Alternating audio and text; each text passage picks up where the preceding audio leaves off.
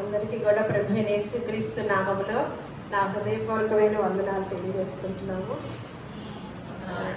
మనకి దేవుడిచ్చిన ఆధిక్యత ఈ తాడిగడప గ్రామంలో మనం ఉంచటము నిజంగానే ఆ ఇబ్బందులు పడే వారిని చూస్తుంటే ఈ వారం అంతా కూడా దేవుని స్తుతించాలనిపిస్తుంది అన్నమాట. మనకి ఏ ఇది లేకుండా దేవుడు మనల్ని కాచి కాపాడి ఒక ఆ ఇబ్బందిమైన వాతావరణంలో మనల్ని ఉంచలేదంటే దేవుడు మరి ఎంత ప్రేమించాడో చూడండి. వాళ్ళని కూడా ప్రేమించాడు, కానీ తెలియదు మనకి ఎక్కడ ఏం జరుగుతుంది అనేది. దేవుని యొక్క ఆ యొక్క ఎక్కడ ఏం జరుగుతుందో కూడా తెలియని పరిస్థితిలో ఉంటుందన్నమాట. నోవాహు కాలంలో ఏమన్నారు, ఇంకెప్పుడు కూడా ఇలా చేయను అన్నారు కదా.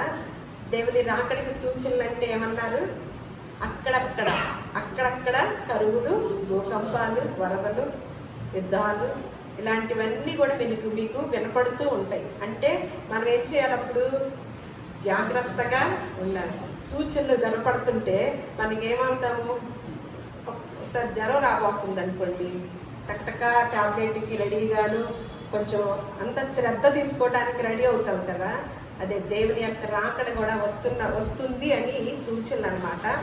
మనము చాలా జాగ్రత్తగా మన యొక్క రక్షణని కాపాడుకుంటూ దేవుని సన్నిధానంలో ప్రతి దినము కూడా మన విశ్వాసాన్ని కాపాడుకుంటూ ఆయన రాకడ వరకు మన పోకడ వరకు కూడా, అందుకని అంటారు సకల జనులకి రక్షణార్థమై సువార్త ప్రకటింపబడింది, అటు తర్వాత అంతం వచ్చింది కాబట్టి అంతం వరకు సహించువాడే రక్షించబడును అని లేఖనాలు సెలవిస్తున్నాయి. కాబట్టి మనం నమ్మటం ఒక ఎత్తు అయితే దీన్ని అంతం వరకు కూడా కొనసాగించడం అనేది ఇంకొక విధానం అన్నమాట.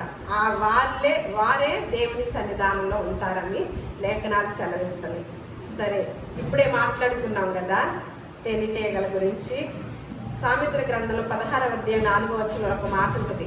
ఏమని అంటే, యెహోవా ప్రతి దానిని కూడా దాని పని నిమిత్తము కలుగ చేస్తాడు. దేవుడు ప్రతి దాన్ని కూడా దాని పని నిమిత్తము, ప్రతి వస్తువును కూడా ప్రతి దాన్ని కూడా దాని పని నిమిత్తము కలుగ చేస్తాడు.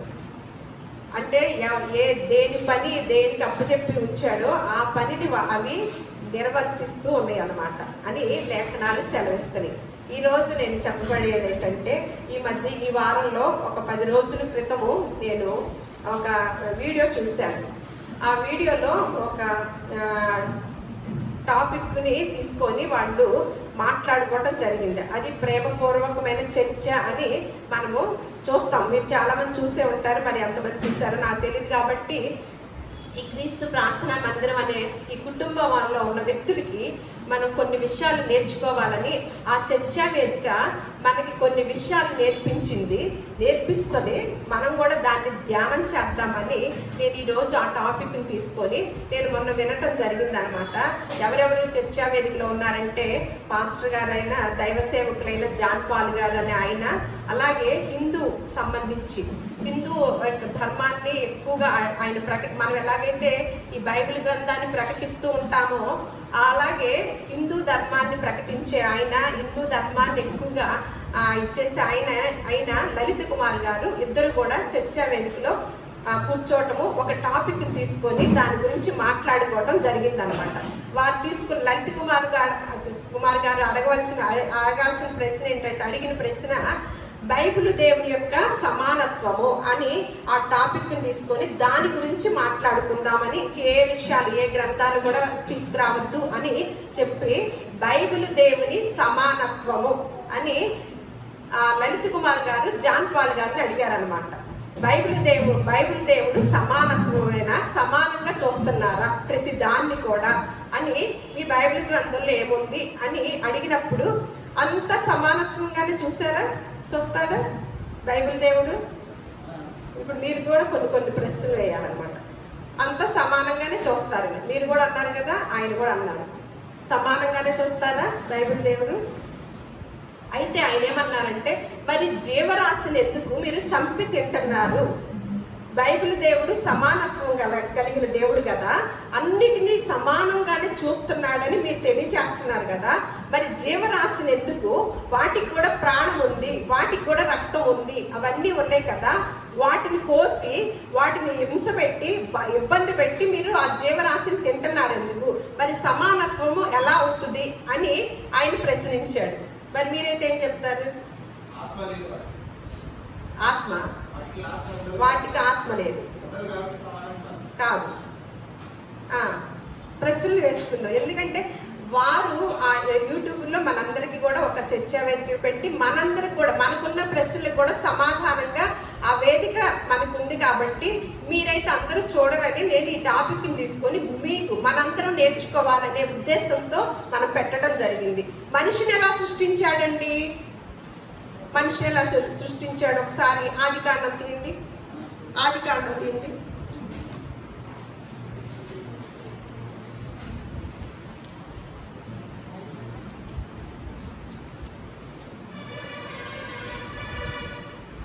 ఆదికాండము 2వ అధ్యాయము 7వ వచనంలో చూద్దాం. మనిషిని ఎలా పుట్టించాడు ఇక్కడ రాసి. దేవుడైన యెహోవా, నేను చదువుతానండి, మీరు చక్కగా వింటూ ఉండండి. దేవుడైన యెహోవా నేల మట్టితో నరుని నిర్మించి వాని నాసికారంధ్రములలో జీవవాయువును వదగా నరుడు జీవాత్మ ఆయను అని, జీవించు ప్రాణి ఆయను అని ఇక్కడ ఏమని చేసి చెప్తున్నారు? నరుడు మనకి భరత్ ఏమని చెప్పాడు? వాటిలో ఆత్మ లేడు కదా అని అన్నావు కదా. ఒకసారి మళ్ళీ ఇదే ఆదికాండము 7వ అధ్యాయం చూద్దాం. 7:17 వచనం. జీవాత్మ గల సమస్త శరీరులలో రెండేసి ఓడలోనున్న నోవాహు వద్దకు ప్రవేశించెను. ఏమేమిటి? ఆయా జాతుల ప్రకారము నేల మీద ప్రాకు ప్రతి పురుగును, ఆయా జాతుల ప్రకారము ప్రతి పక్షియు, నానా విధములైన రెక్కలు గల ప్రతి పిట్టయు ప్రవేశించును. జీవాత్మ గల సమస్త శరీరులలో రెండేసి ఓడలోనున్న నోవాహు వద్ద ప్రవేశించెను. ఇక్కడ ఏముందంట? జీవరాశికి ఏముందంటండి? ఇందాక భరత్ ఏమన్నాడు? మరి ఇక్కడ ఏమనుంది? అన్నీ కూడా మనం తెలుసుకోవాలన్నమాట. పరిశుద్ధ గ్రంథం మన చేతుల్లో ఉన్నప్పుడు మనం పరిశీలించి తెలుసుకోవాలి. ఎందుకంటే దీన్ని మరింతగా చాలా మంది హిందువులు సైతము కూడా, పెద్ద గొప్ప వాళ్ళు గ్రంథాలు చదివిన వారు సైతం కూడా ఇది డిబేట్కి తీసుకొచ్చి దీన్ని అంతగా హైలైట్ చేస్తున్నారు. అంటే దీనిలో ఎంత గొప్పతనం ఉందో మనం ఈరోజు పరిశీలించుకుందాం కొద్దిగా మనకున్న సమయంలో. అయితే జీవాత్మ కలిగిన జీవరాశిని మనం ఇక్కడ ఓడలో ప్రవేశించినట్లుగా చూస్తున్నాం. మరి నరుని ఎలా సృష్టించాడని చెప్తున్నాడు దేవుడు? నేల మట్టితో నరుని నిర్మించి వాని నాసికారంధ్రములలో జీవవాయువును వదగా నరుడు జీవాత్మ ఆయను. జీవాత్మ కలిగిన ప్రతి దానిని కూడా రెండేసి వాటిని తీసుకురమ్మని ఉన్న ఇక్కడ దేవుడు సెలవిస్తున్నాడు. అంటే వీటికి ఆత్మ ఉంది. మరి దేవుడికి మనిషికి ఆత్మ ఉంది. మరి రెండు ఆత్మలు ఒకటేనంటారా? రెండు ఆత్మలు ఒకటేనా? మరి ఈ యొక్క ఆహారం గురించి ఆయన మరీ ఎక్కువగా సమానత్వము అన్నదానికి అసలు ఈ జీవరాశిని చంపి తినేదే గొప్ప మెయిన్ విధానంగా టాపిక్ని తీసుకొచ్చారనమాట ఆయన. అయితే మనకి కొన్ని లేఖనాల్లో ఏమేమి దేవుడే ఎలా తినమన్నాడు, మీ దేవుడే తినమన్నాడు కదా, అది ఏంటి? మరి తప్పు కదా, అవి కూడా బాధపడతాయి కదా, ఇబ్బంది పడతాయి కదా, ఏడుస్తాయి కదా అని చెప్పడం జరిగింది అనమాట. అయితే దేవుడు చెప్పిన విధానము లేవీకాండంలో ఉంటుంది అనమాట. లేవీకాండము 11వ అధ్యాయము 2వ వచనం నుంచి 20 వచనాల వరకు ఉంటుంది. మీరు తర్వాత చదువుకోండి. అయితే అవేంటి అంటే ఇశ్రాయేలుకి కొన్ని కట్టడలను, కొన్ని విధానాలని తెలియచేశాడనమాట. మరి అప్పుడున్న వాళ్ళు ఇశ్రాయేల్ ప్రజల్లో నుంచే కదా, వారిని ఎన్నుకున్నవారు కదా దేవుడు. వారికి ఒక నియమం నేర్పించాడు. ఏమిటంటే కొన్ని జీవరాశిని తినచ్చు, కొన్నిటిని మీరు తినకూడదు అని తెలియజేశాడు. మీరు ఇంటికి వెళ్ళాక అవి చదువుకోండి, రిఫరెన్స్లు రాసుకోండి. అంటే దేవుడే ఇలా చెప్పాడు కాబట్టి మరి ఎందుకు తింటున్నారు? అది సమానత్వం ఎలా అవుతుంది? మనుషుల్ని ప్రేమించిన వాడు మనుషుల్ని హైలైట్ చేస్తున్నారు బైబిల్ గ్రంథంలో, మనుషుల్ని గొప్పగా ఎంచుతున్నాడు దేవుడు, ఈ బైబిల్ దేవుడు. మరి జీవరాశిని ఎందుకు ఇట్లా చేయటం ఎందుకు, అవి కోసుకొని తినటం ఎందుకు అని ఆయన మెయిన్గా మాట్లాడిన మాట అనమాట. అయితే లేవీ కాండంలోనేమన్నా ఇశ్రాయేల్ ప్రజలకు కూడా దానిలో కూడా కొన్నిటిని తినవచ్చు, కొన్నిటిని మీరు తినకూడదు, నిషిద్ధమైనవి అని అక్కడ ఒక లిస్టు చెప్పారనమాట. తర్వాత వచ్చేసరికి క్రొత్త నిబంధనకు వచ్చేసరికి పౌలు గారు ఒక మాట మాట్లాడుతున్నారు. తిమోతికి రాసిన పత్రిక 4వ అధ్యాయము 4వ వచనములో ఆయన చెప్తున్న మాట అనమాట. దేవుడు సృజించిన ప్రతి వస్తువును మంచిది, కృతజ్ఞతాస్తుతులు చెల్లించి పుచ్చుకొని ఎడల ఏది కూడా నిషేధింప తగినది కాదు. ఎలగనగా అది దేవుని వాక్యం వలనను ప్రార్థన వలనను పవిత్ర పరచబడుచుంది. మరి క్రొత్త నిబంధనలోకి వచ్చేసరికి ఉన్న పౌలు గారు ఏం చెప్తున్నారు? దేవుడు సృజించిన ప్రతి వస్తువు కూడా ఏంటంటే అది మంచిది, మీరు కృతజ్ఞతాస్తుతులు చెల్లించి దాన్ని పుచ్చుకోవడం ద్వారా ఏది కూడా నిషేధింపదగినది కాదు అని పౌలు గారు చెప్తున్నారనమాట. అయితే ఇంకొక మాట, దాన్ని కూడా వివరణ ఇద్దాం ఒకసారి. అయితే 1 కొరింథీయులకు రాసిన పత్రిక 10వ అధ్యాయం 25వ వచనంలో దీన్ని కూడా ఒక సవరణ ఉందన్నమాట, వివరణ. ఏంటంటే మనస్సాక్షి నిమిత్తము ఏ విచారణ చేయక కటిక వాని అంగడిలో అమ్మునదేదో దానిని తినవచ్చును, బజార్లో ఏది కోసి అమ్ముతారో అది తినవచ్చు అని. అంటే మనస్సాక్షి నిమిత్తము ఏ విచారణయు చేయక కటిక వాని అంగడిలో అమ్మునదేదో అది మీరు తినవచ్చు, దానిని తినవచ్చు అని. కటిక వాని అంగడిలో పులులు అమ్ముతారా? పులులు కోస్తారా? సింహాలు కోస్తారా? అవి కోయలు, అవి తినవు కదా. ఏమేమి తింటారు? కొన్ని జీవరాశులు ఉన్నాయి, కొన్ని ప్రాంతాలకి కొన్ని రకాలు. చైనా వాళ్ళు ఈ మధ్య కాలంలో కరోనా వచ్చినప్పుడు చైనా వాళ్ళు గుర్తుకొచ్చేస్తారు కదా, వీడియోస్ చూస్తుంటే ఒళ్ళు జలతరిస్తూ ఉంటుంది. మరి వారు ఎందుకు అంత కాలం బ్రతుకుతున్నారు? మరి అంత మంది వ్యాపించున్నారు చైనా వాళ్ళు తినే ఫుడ్ చూస్తే మనం భయం వేస్తుంది కదా. వారైతే ఏమేమి తింటారు? అసలు తినదంటూ ఉండదు, తింటారు కాదు, తినదంటూ ఉండరు కదా. మనకైతే కొన్ని ప్రాంతాల వారిని బట్టి ఆహారం ఉందన్నమాట. కొన్ని ప్రాంతాల వారికి కొన్ని రకాల జీవరాశులు తినే విధానం. కొన్ని నాగాలాండ్కి వెళ్తారు, నాగాలాండ్ ఇది అంటారు, అంతేనా? నాగాలాండ్ అక్కడ ఏం తింటారు? కుక్కలు తింటారని వింటాం. అలాగే కొన్ని చోట్ల పాములు, అట్లా విదేశాల్లో కొన్ని చోట్ల రకరకాలుగా ఉన్నాయి కదా. ఏదైనా సరే మరి వారు ఏమన్నా బాగున్నారా? ఏమన్నా అయిపోయారా? బాగానే ఉన్నారు కదా. అందులో దానికి తగ్గ పోషకాలు కూడా ఉంటాయని చైనా వాళ్ళు చెప్తుంటే ఆశ్చర్యం వేస్తుంది. ఒక్కొక్క దాంట్లో ఒక్కొక్క పోషకాలు ఉన్నాయంట. అవి అందుకని వాళ్ళంతా బాగా ఆస్వాదిస్తూ తినేస్తున్నారు. సరే, అది బాగానే ఉంది. ఇక్కడ మన టాపిక్ ఏంటంటే మరి జీవరాశిని ఎందుకు అలా చంపాలి, అలా ఎందుకు చేస్తున్నారు? మనుషుల్ని అంతగా ప్రేమించాడేంటి మీ బైబిల్ దేవుడు? జీవరాశిని ఏమన్నా ఇలా చేశారు ఏంటి అని అంటే ఆ జాన్ పాల్ గారు ఒక మాట మాట్లాడారనమాట. మరి మీరు ఎప్పుడైనా స్నానం చేశారా అంటే ఎందుకు చేస్తున్నారంటే 4-5 రోజులు చేయలేదనుకో ఏమొస్తుంది? మన శరీరం మీద సూక్ష్మ క్రిములు అనేది ఉంటాయి కదా, మన నోట్లోను మన శరీరం మీద కొన్ని ఉంటాయి. అలాగే మనం నడుస్తూ కూడా ఎన్ని క్రిములను మనం చంపుతాం కదా. ఆయన అంటున్నాడు మనకి నేను తప్పు చేస్తున్నాను కానీ తెలియకుండానే జరుగుతుంది. అది తెలియకుండానే మరి తెలుస్తుంది కదా. టాపిక్ వచ్చింది కదా, నేను చంపేస్తున్నాను, నాకు తెలియకుండానే అవి నేను బ్రతకడం కోసం. మరి కరోనా వైరస్ ఉంది, అది వైరస్సే కదా, దానికి ప్రాణం ఉందా?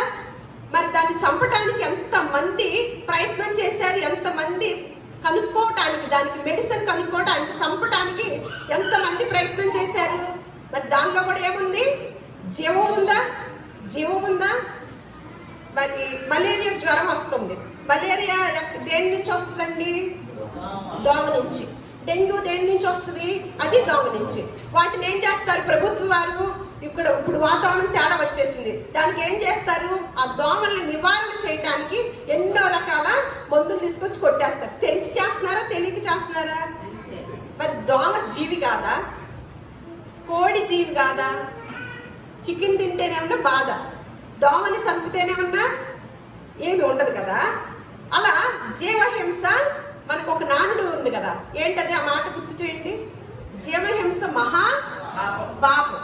అసలు చూడండి, ఇక్కడేమనుంది, నరహత్య మహాపాపం అని ఉంది. ఆయన అదే అంటున్నారు, నరహత్య ఏమన్నా చేయకూడదా, జీవహత్య అంటే జీవహత్య కాదు, అది చంపటం అంటారు, హత్య చేయటం కాదు. భావాలు పదాలు తేడా వస్తుంది అనమాట. మరి జీవహింస మహాపాపం అని బయట ప్రపంచంలో నానుడైతే మరి బైబిల్ దేవుడు ఎందుకని అలా చెప్పాడంటారు? ఒక ఇంత ఆలోచించారా? ఒక ఇంత ఆలోచించండి. ఇక్కడ ఏముంది, అన్ని మళ్ళా అంటున్నాడు ఆయన లలిత్ కుమార్ గారు, మరి చాలా మంది గింజ ధాన్యాలు తినమని, ఆకుకూరలు తినమని, అవి తినమని, ఈ తినమని, అసలు పాలు కూడా తాక్కోకుండా దానికి తగ్గ ఆహారం ఉంటుంది అని అట్లా అని చెప్తున్నారు కదా, అది ఫేమస్ అవుతుంది కదా. అంటే అన్ని రకాల విధానాల్ని దేవుడు పరిశుద్ధ గ్రంథంలో రాయించాడండి. ఒక్క ఆ జీవరాశినే తిని బ్రతకమని కాదు, భవిష్యత్ కాల జ్ఞాని అయిన దేవుడు ఏ కాలంలో దేనికి మనుషులు అట్రాక్ట్ అవుతారు అనేది తెలుసుకున్న వాడే. మరి ఇదివరకు రోజుల్లో మనం తినే అన్నం, మన చిన్నప్పుడు కాలంలో జొన్న అన్నాలు అంటారు కదా, రాగి సంగటలు, జొన్న అన్నాలు, వాటి పేదలు తినేవారని అనేవాళ్ళు. అది రైస్ తీసుకొచ్చుకునే వాళ్ళు కాదు, తెల్ల బియ్యం అనేది అలా తినేవాళ్ళు కదా. ఇప్పుడు దాన్ని ఎవరు ప్రథమంగా పెట్టుకుంటున్నారండి? ఇప్పుడు ధనికులే ఆ ఆహారాన్ని మెయిన్గా తీసుకొని ఎన్ని కోట్లు ఉన్నప్పటికి కూడా ఎంత తింటున్నారండి? 100 కోట్లు ఉంటాయి. మనం తినే అన్నం ఎంతండి? ఎంత అన్నం. దానికోసం ఆ 100 కోట్లు కాకుండా ఇంకెంత ప్రాకులాడతాము? కడుపు నిండా తినలేమా? అదే ఇందాక పాట ఉంది కదా, మనం పోయేటప్పుడు ఏంటంట, పూచిక పుల్ల కూడా తీసుకెళ్ళదు. కానీ తెలుసు, కానీ ఏమంటాము, ఈ లోకంలో ఉన్నంత కాలం కూడా వివాదాలు, కోపాలు, తాపాలు, అసూయలు, ద్వేషాలు, కక్షలు, వీటితోనే కాలయాపన చేస్తూ మన యొక్క విధానాన్ని ముగించుకుంటామన్నమాట. అయితే మరి ఆ ఆహారం గురించి కూడా, అంటే భవిష్యత్తు కాలజ్ఞాని అయిన దేవుడు అలాంటి ఆహారం గురించి కూడా బైబిల్ గ్రంథంలో తెలియజేశాడనమాట. దానియేలు గ్రంథంలో ఉంటుంది అనమాట. 1వ అధ్యాయము 12-15 వచనాలు మీరు తర్వాత చదువుకోండి. అక్కడ ఏంటంటే శాఖ ధాన్యాలు, మంచినీరు మాత్రమే అని అక్కడ మనం చూస్తాం. అంటే శాఖ ధాన్యాలు తినటం వల్ల ఆ బాలుర మొహం ఎలా ఉందని చెప్పి విన్నాము మనము. మరి అది కూడా రాయించి ఉంచాడు దేవుడు. మళ్ళీ ఇంకో చోట కీర్తన గ్రంథం 104:14 వచనము, పశువులకు గడ్డిని, నరుల ఉపయోగమునకు కూర మొక్కలను ఆయన ఒలిపించుచున్నాడు. అంటే పశువులకి ఏమన్నా గడ్డిని, నరులకి ఉపయోగానికి ఏం మొక్కలంట? కూర మొక్కల్ని. అంటే దీన్ని కూడా రాసి ఉంచాడా? రాసి ఉంచాడు. మరి జీవరాశి గురించే ఎందుకు అంత అని అంటే, ఇప్పుడు మీరు స్నానం చేసేటప్పుడు ఎన్నో క్రిములు చనిపోతున్నాయి. అలాగే మరి వారు తినే ఆహారము, ఒక నానుడు ఉంది కదా, జీవహింస మహాపాపం అని విన్నాం కదా. మరి వారు తినే ఆహారంలో జీవం ఉందా? వారు తినే ఆహారంలో జీవం ఉందా? సాత్విక ఆహారం ఏంటంటే చెప్పండి.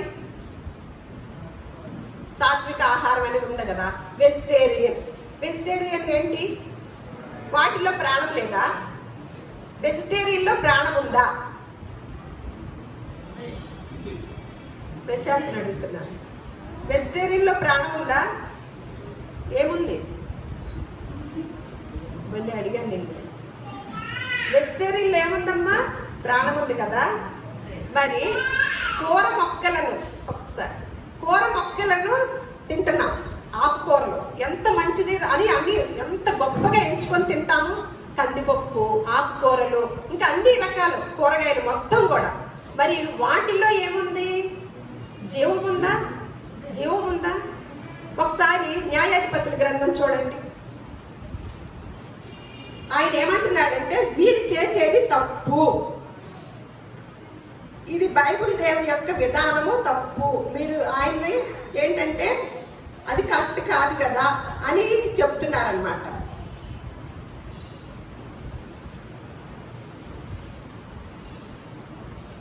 న్యాయాధిపతులు 9వ అధ్యాయము 8వ వచనం చూద్దాం.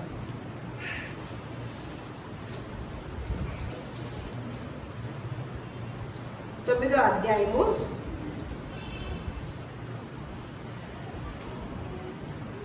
చెట్లు తమ మీద రాజును ఒకరిని అభిషేకించుకొనవలనని మనస్సు కలిగి బయలుదేరి మమ్మును ఏలుమని ఒలీవ చెట్టుని అడగగా.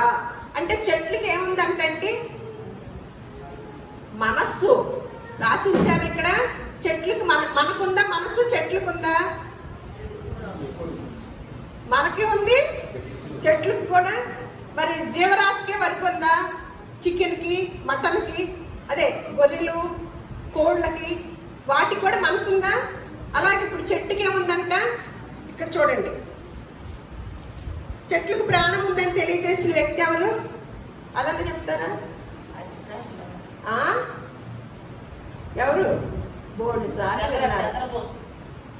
జగదీష్ చంద్రబోస్ చాలాసార్లు విన్నారు. ఆయన లలిత్ కుమార్ గారు కూడా అదే అంటారు. ఈ మధ్య కాలంలో తెలిసిందండి, అది కూడా చంద్రబోస్ గారు చెప్పాక తెలిసిందండి. మరి ఏ మధ్య కాలంలో రాసి ఉంచారండి చెట్లకి మనసు ఉందని? క్రీస్తుకు పూర్వమే రాసి ఉంచిన మాట కదా. మనసు మాత్రమేనా, ఇంకేమన్నా ఉందా? ఇంకోటి చూడండి, దినవృత్తాంతములు 2వ దినవృత్తాంతములు 25వ అధ్యాయము 18వ వచనం. 2వ దినవృత్తాంతములు 25వ అధ్యాయము 18వ.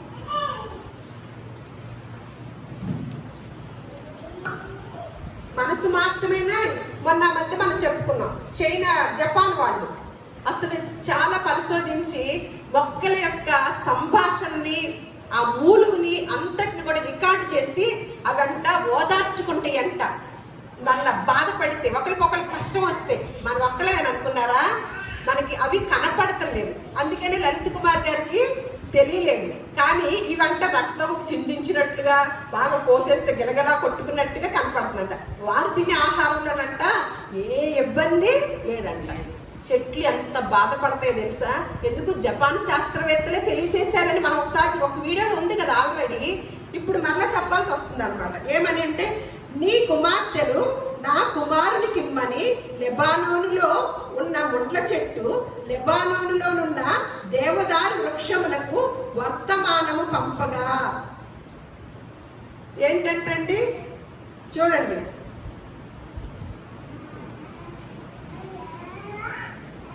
పెళ్ళిళ్ళకు కూడా చెట్లు పెళ్ళిళ్ళ పేరైలు కూడా అయినాయి అంట. మనసు ఉంది. అలాగే మీ యొక్క చెట్టుకు అమ్మాయిని మా అబ్బాయికి ఇస్తాననే మాటలు కూడా మాట్లాడుకుంటుంది అనమాట. ఒకసారి హెస్కేల్ గ్రంథంలో కూడా ఒక మాట ఉంటుంది.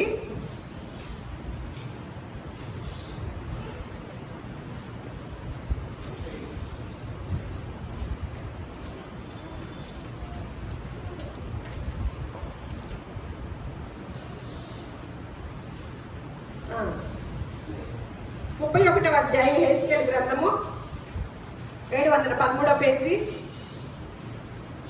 15వ వచనం అన్నమాట. అయితే నేను దానిలో చదువుతున్నాను. ఫలవృక్షములన్నీ అతను గూర్చి వ్యాకుల పడిను. పాతాళములోనికి నేను దింపగా గోతిలోనికి పోవారి వద్దకు అతని పడవేయగా అతని పాటు ధ్వని చేత జనములను మడక చేసి తిని. నీరు పీల్చు లెబానోను శ్రేష్ఠ వృక్షములన్నీ, ఏదైనా వృక్షములన్నీ పాతాళములో తమ్మును తాము ఓదార్చుకుని అంట. ఇది జపాన్ శాస్త్రవేత్త ఈ మధ్య కాలంలో చెప్పాడనమాట. ఇది ఎప్పుడు రాసి ఉంచాడండి అంటే, ఇప్పుడు చెట్లకి ఏమేమి ఉన్నాయి? మనసు ఉంది. మళ్ళా ఒకరికొకళ్ళు ఓదార్చుకుంటాయి అంట. మనసు ఉంటే అన్నీ ఉన్నట్లేగా. మనం ఆది కాండంలో ఏం చదివాము? జీవాత్మ కలిగిన రెండేసి జీవరాశుల్ని ఓడలోకి తీసుకురమ్మన్నాడు. అలాంటప్పుడు ఇవన్నీ అయినప్పుడు మరి ఆ మొక్కల్ని చంపినప్పుడు మరి అవి బాధపడవా? బాధపడతాయా? మరి బైబిల్ దేవుడు ఎందుకని చేశాడంటారు? సృష్టి అంతా కూడా ఆత్మలమయం అన్నమాట. సృష్టి అంతా కూడా ఆత్మలమయమై ఉంది. సృష్టిలో ఉన్న మనము శ్రేష్ఠులు అంటున్నాడు కదా. మనల్ని ఏం చేశాడు? కుమారులుగా చేశాడు. ఈ యొక్క సృష్టిని అంతటిని ఏం చేశాడు? ఎంత ఏంటంట? ఒకసారి ఏప్రిల్కి రాసిన పత్రికలో చూద్దాం. 1వ అధ్యాయము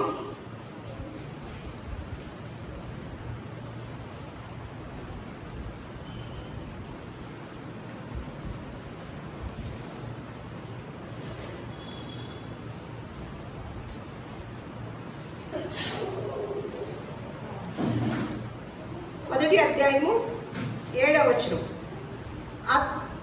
తన దూతలను వాయువులుగాను తన సేవకులను అగ్ని జ్వాలలుగాను చేసుకొను వాడు.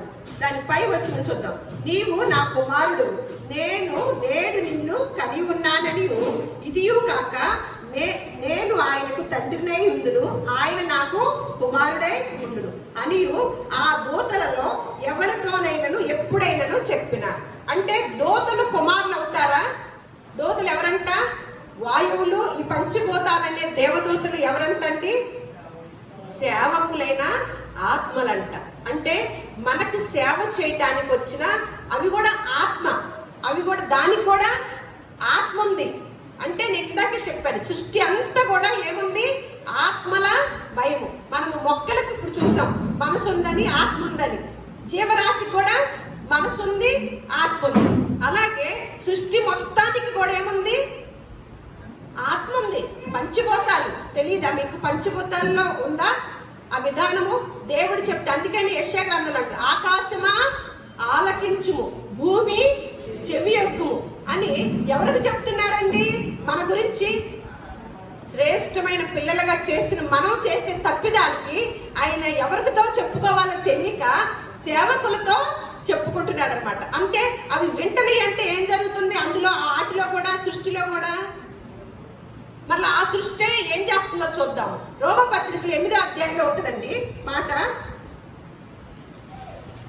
19వ వచనం. దేవుని కుమారుల ప్రత్యక్షత కొరకు సృష్టి మిగుల ఆశతో తేరి చూచుచు కనిపెట్టుచున్నది. ఎవరి కోసం అంటండి? దేవుని కుమారులు ఎవరు? ఎవరు దేవుని కుమారులు? దేవుని కుమారులు ఎవరు? కాసేపు రెస్ట్ తీసుకుంటున్నారా? దేవుని కుమారులు ఎవరు? దేవుని ఎరిగిన పిల్లలందరూ కూడా అసలు అందరూ దేవుని పిల్లలమే. కానీ ఆ ఎరిగిన వారి యొక్క రాక కొరకు ఎవరు చూస్తున్నారంట? దేవుని కుమారుల ప్రత్యక్షత కొరకు సృష్టి మిగుల ఎలా చూస్తుందంట?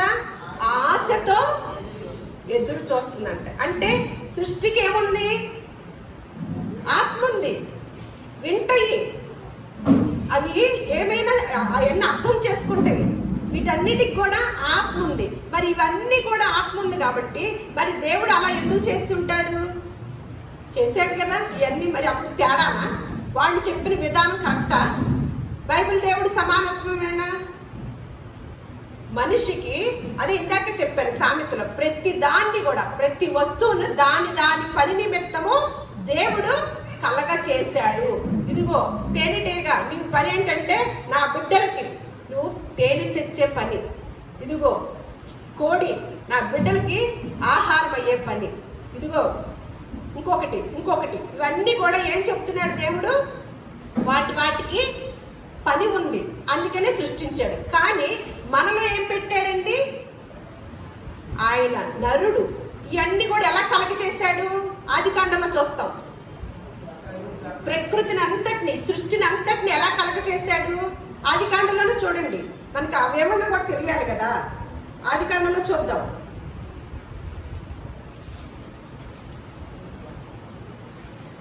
మొదటి అధ్యాయము 24 చూడండి. దేవుడు వాటి వాటి జాతి ప్రకారము జీవము గల వాటిని, అనగా వాటి జాతి ప్రకారము పశువులను, పురుగులను, అడవి జంతువులను భూమి పుట్టించుగాక అని పలికాడు. అంటే ప్రతి జీవరాశిని, ప్రతి దాన్ని కూడా దేవుడు మాటతో కలగ చేశాడనమాట. మరి నరుణ్ణి ఎలా చేశాడండి? మాటతో చేయొచ్చు కదా, కానీ విధానం అనమాట. అంటే ఒక ప్రాసెస్గా, ఒక క్రమంగా ఏం చేశాడు? ఇక్కడికి వచ్చేసరికి మళ్ళీ అదే అధ్యాయము. దేవుడు తన స్వరూపమందు, మన స్వరూపమందు మన పోలిక చొప్పున నరులను చేయును.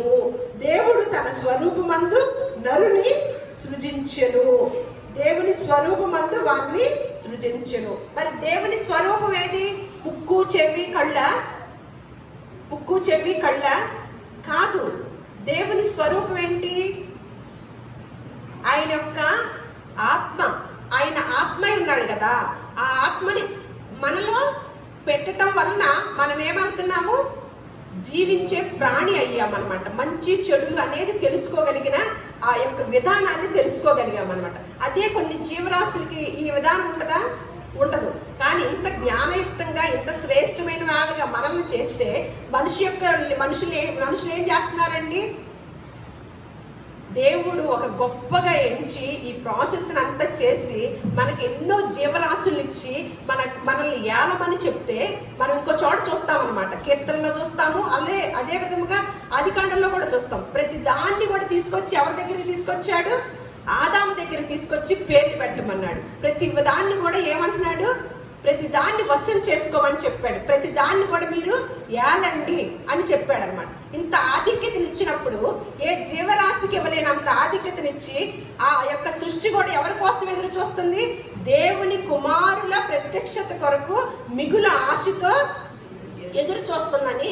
ఇంత సృష్టి కూడా నా తండ్రి పిల్లలు, నా యొక్క దాసుడు, నా సేవకుడు యొక్క పిల్లలు, నా దేవుడు పిల్లలు అని ఎదురు చూస్తున్నారు. మనల్ని ఎలా ఎంచుతుంది? యువరాజులుగా, యువరాణులుగా ఎంచుతుంది కదా సృష్టి అంతా కూడా. మనం ఏమవుతున్నామండి? ఏం చేస్తున్నాము అసలు? అందుకని మన తప్పిదాలు ఏం చేస్తుంది?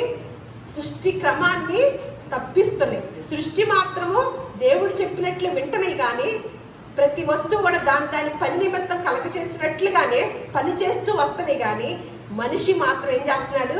సృష్టి క్రమాన్ని తప్పిస్తూ వస్తున్నాడు అనమాట. అదే ఇంకో చోట చూద్దాము. ప్రసంగి గ్రంథము ఒకసారి చూసేసి మనం ముగించుకుందాము. 3వ అధ్యాయము 21వ వచనం. ఇక్కడ కూడా రాసి ఉంచారు సొలొమోను గారు. నరుల ఆత్మ పరమునకు ఎక్కిపోవునో లేదో, మృగముల ప్రాణము భూమికి దిగిపోవునో లేదో ఎవరికి తెలియను? ఎవరికి తెలుస్తుంది అసలు మీకు? నరుల ప్రాణము ఏంటంట? నరుల ఆత్మ ఎక్కడికి వెళ్ళాలి? పరమునికి ఎక్కిపోవును. అలాగే ఇంకేంటి?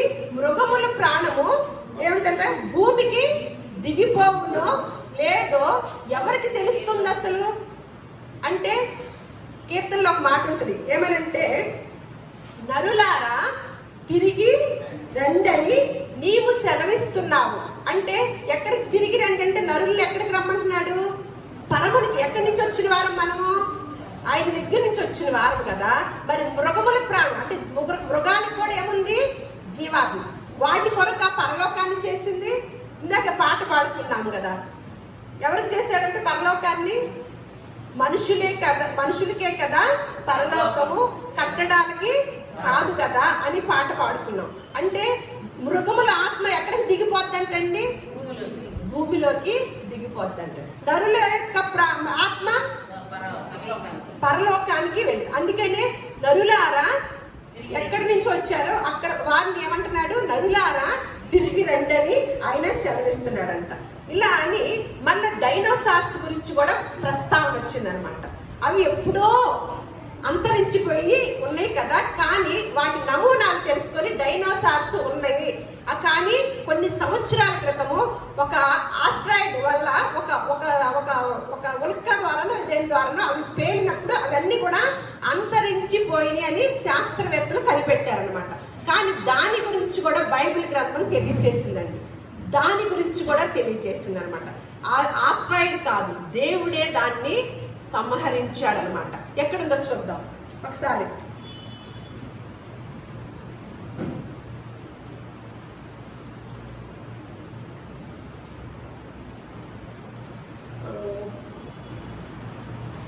మరి డైనోసార్స్ గురించి కూడా మాట్లాడడం జరిగింది లలిత్ కుమార్ గారు.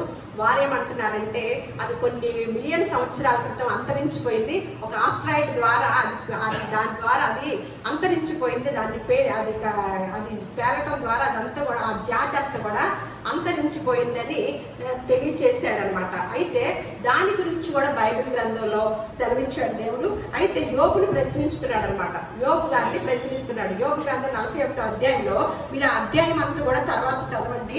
మొదటి వచనంలో ఉంటుంది, నీవు మకరమును గాలముతో బయటికి లాగగలవా? దాని నాలుకకు త్రాడు వేసి లాగగలవా? నీవు దాని ముక్కు గుండా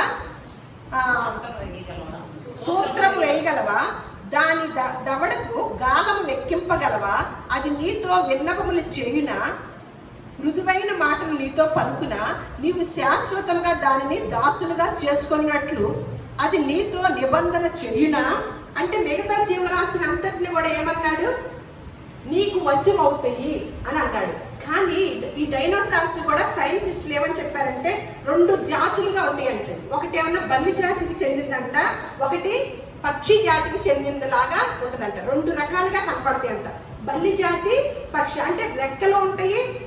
మనకు ఇప్పుడు సినిమాల్లో చూపించారు కదా డైనోసార్స్ అంటే, అవి మనం ఊహా చిత్రం అనమాట.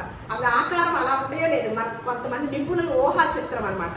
అయితే ఆ జాతి శాస్త్రవేత్తలు చెప్పిన విధానం ఏంటంటే పక్షి జాతి, బల్లి జాతి కలిగినవి అంట. అంటే నువ్వు గనక అలాంటి జాతిది గనక ఉంటే నువ్వు దాన్ని వశం చేసుకోగలవా?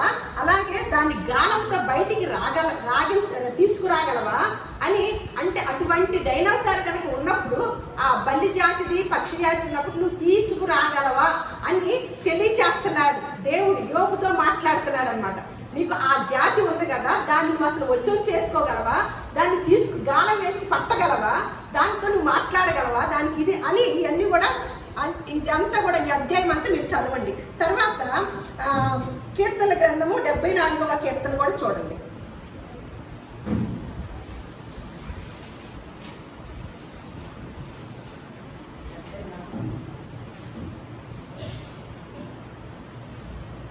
ఇక్కడ 13వ వచనం.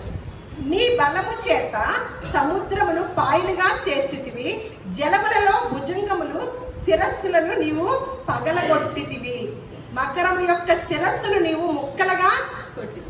ఎవరు కొట్టారంటే ఆస్ట్రాయిడా ఏం చేశాడంట దేవుడు? దాని వలన మనకి ఇబ్బంది కలిగిద్ది ఆ యొక్క జీవరాశి వలన అని దేవుడే ఏం చేశాడు? ఆ జాతిని ఇంకొక జాతిని కూడా ఇంకొక రకంగా మార్చాడు. మొట్టమొదటిగా ఆదాము దగ్గరికి ఎలా వచ్చిందండి? పాము, సర్పం వచ్చిందని. అది ఎలా వచ్చింది? నడుచుకుంటా వచ్చింది. అంటే ఆ దినాల్లో ఏముంది? కోట్ల సంవత్సరాల క్రితము కాళ్ళు ఉన్నాయి పాముకి. అది కూడా DNA దొరికిందంట, ఆ యొక్క నమూనా దొరికిందంట. అందుకనే అదిగదిగో ఆనాటికి సంబంధించిన పాముకి కాళ్ళు ఉండేవి అని ఒక పేపర్లో న్యూస్ చూశానమాట. అయితే ఇప్పుడు ఏం చేస్తున్నాడు? తర్వాత దేవుడు శపించి ఆ పాము ఒక కుటుంబాన్ని ఇబ్బంది చేసింది కదా. ఆ చేసినప్పుడు పాముని ఏం చేశాడు? ఆ సర్పాన్ని, ఇక నుంచి నువ్వు కాళ్ళతో నడవు కానీ పొట్టతో ప్రాకుతావని శపించాడు కదా. ఆ పాముని ఏమన్నా అలా చేశాడు కదా. తర్వాత 2వ విధానాన్ని ఏం చేశాడు? ఈ డైనోసార్స్ కూడా ఏం చేశాడంట? నీ బలము చేత సముద్రమును పాయలుగా చేసితివి. ఇక్కడ ఒక భక్తుడు జ్ఞాపకం తెచ్చుకుంటున్నాడు అనమాట దేవుణ్ణి చేసిన కార్యాన్ని.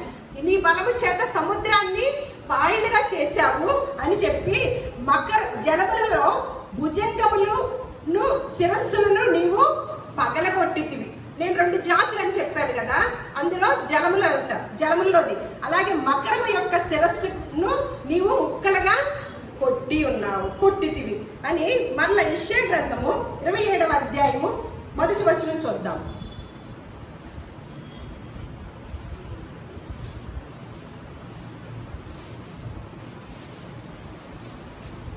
ఆ దినమున యెహోవా గట్టిదై గొప్పదై బలమైన తన ఖడ్గము పట్టుకొనును. తీవ్ర సర్పమైన మకరమును, వంకర సర్పమైన మకరమును ఆయన ఏం చేశాడంట? దండించును. ఏం చేశాడు? ఆస్ట్రాయిడ్ ద్వారా కాదండి, దేవుడే దాన్ని సంహరించాడంటండి. దేవుడే దాన్ని సంహరించాడు. ఆ మొట్టమొదటి కూడా ఆదికాండంలో కూడా 1:21లో కూడా ఉంటాయి మహామత్యములను అని. 1:21లో దేవుడు జలములలో వాటి జాతి ప్రకారము జలములు సమృద్ధిగా పుట్టించిన మహామత్యములను, మన మత్యములనే చూసాం. మహామత్యముల్ని మొదటగా పుట్టించాడు. తర్వాత వచ్చేసరికి ఏమైందండి? వాటిని చంపివేయడం జరిగిందనమాట. ఆ డైనోసార్స్ గురించి కూడా వాళ్ళు టాపిక్ తీసుకొచ్చారు, కానీ లేఖనాలతో మీకు వివరంగా తెలియజేశాను. అలాగే చివరిగా మాట ఏంటంటే, చివరి మాట ప్రసంగి గ్రంథము 12వ అధ్యాయము 7వ వచనం. ప్రసంగి గ్రంథము 12వ అధ్యాయం. ఆత్మ దాని దయచేసిన దేవుని యొద్దకి మరలా పోవును. ఆత్మ దాన్ని దయచేసిన దేవుడి వద్దకి మరలా పోవును. జీవరాశిని అంతటిని కూడా మనకి సేవ చేయటానికి, సృష్టి అంతా కూడా ఆత్మల మయము. ఆత్మలే ఉన్నాయి, అన్నిటికీ మనసు ఉంది, అన్నిటికీ బాధలు ఉన్నాయి, అన్నీ కూడా అవి ఓదార్చుకుంటాయి, ఏడుస్తాయి, బాధపడతాయి, కానీ వ్యక్తం చేయవు అనమాట. అందుకని ప్రతి దానిలో కూడా జీవం ఉంది, ప్రాణం ఉంది, ఆత్మ ఉంది. కానీ మనిషి ఆత్మ ఏంటంట? మనిషి ఆత్మ యెహోవా పెట్టిన దీపము, దేవుడు పెట్టిన దీపం. ప్రతి జీవరాశిని ఎలా కలగ చేశాడు? ఆయన మాట పలుకగా, ఆయన నోట నుంచి పలకగా అవన్నీ కూడా భూమి పుట్టించుగాక అని పలికిను. అవన్నీ కూడా పుట్టడం జరిగింది అనమాట. కానీ మనిషిని మాత్రము మన స్వరూపమందు మన పోలిక చొప్పున నరుని చేయుదుము. అటువంటి నరుణ్ణి మట్టితో నిర్మించి వాని నాసికారంధ్రములలో జీవవాయువు, ఆయనే జీవవాయువు ఓదగా నరుడు జీవాత్మ ఆయన. జీవరాశికున్న ఆత్మ వేరు, మనిషికున్న ఆత్మ వేరు. జీవరాశితో పాటు సృష్టి అంతటికి కూడా ఆత్మ ఉంది. సృష్టి దేవుని కుమారుల ప్రత్యక్షత కొరకు మిగుల ఆశతో ఎదురు చూస్తుందన్నమాట. ఆకాశమా ఆలకించు, భూమి చెవియొగ్గుము అని ఇవన్నిటికి కూడా మనసు ఉంది, వినికిడి ఉంది, అన్నీ గమనించుతున్నాయి.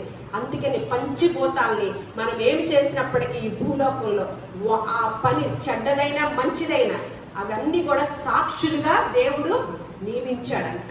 మనం ఏది చేసినప్పటికీ అవి మన పక్షాన్ని ఏం చేస్తే, ఇదిగో ఈ తప్పుదం చేశాడు ప్రతికొండగా అని సాక్ష్యం చెప్తాయి అంట. అటువంటి ఆత్మలు ఇవన్నీ కూడా సేవకులైన ఆత్మలు. మనమైతే దేవుని యొక్క కుమారులము. ఇటువంటి ఆధిక్యతను దేవుడు మనకు అనుగ్రహించి ఈ బైబిల్ దేవుడు గొప్ప విధానాన్ని, క్రమాన్ని, సృష్టి క్రమాన్ని, సృష్టిలో ఉన్న మన గొప్పతనాన్ని, ప్రతి జీవరాశికి ఉన్న విధానాన్ని తెలియజేసిన దేవుడు గ్రంథం ఏదైనా ఉందంటే అది ఒక్క పరిశుద్ధ గ్రంథమే. ఆ గ్రంథాన్ని బట్టి దేవునికి మహిమ కలుగును గాక, దేవునికి స్తోత్రము కలుగును గాక. ఇటువంటి గొప్ప మాటల్ని, ఎంతో మందికి లేని జ్ఞానాన్ని దేవుడు మనకి అనుగ్రహించిన విధానాన్ని బట్టి దేవుని యందు భయభక్తులు కలిగి ఉండుట జ్ఞానమునకు మూలము, దుష్టత్వం విడిచుటే వివేచనకు ఆధారం అన్నమాట. అటువంటి కృపను దేవుడు మనందరికీ కూడా నిండుగా అనుగ్రహించును గాక. దేవుడు మిమ్మల్ని అందరినీ కూడా దీవించును గాక.